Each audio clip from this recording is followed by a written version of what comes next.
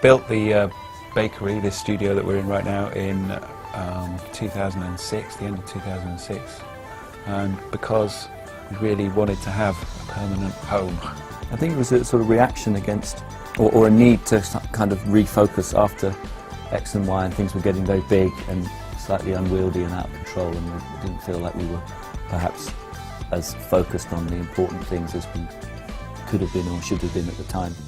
And it was just a conscious thing, like we need to go back to the way that it was when we first started writing music, just being in, you know, this is basically a giant version of Johnny's bedroom at Camden Road.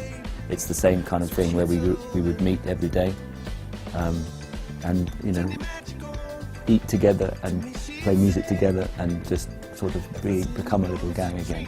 So it's called a bakery because it was a bakery, and it's owned by a man, a local fella from around here, and they used to make bread and other pastry items here. And then it was an art gallery for a little bit. But the art gallery didn't sound as good a name. No, it would have been a bit pretentious. I'm the Coldplay, welcome to the art gallery. This is where we create musical art. Yeah, a bit wanky, so we just call it the bakery.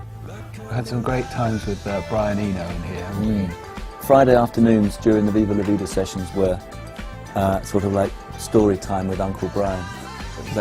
All the, you know how at the end of school, at the end of a week, everyone starts to kind of, the tension disappears, and by about sort of 3 o'clock we get the kettle on, make a cup of tea, and then ask Brian to tell us stories about Talking Heads and David Bowie and all these amazing musical moments that he was present at. So I think that kind of, those afternoons were just, you know, you felt like you were back at school again.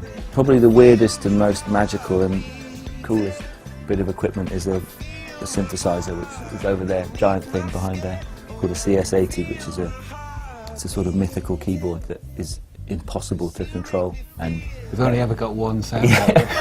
It was all over this, the third album. It's like, we've found this sound. It's the one, most of it you press it and nothing happens, and someone spends hours twiddling knobs and then still nothing happens.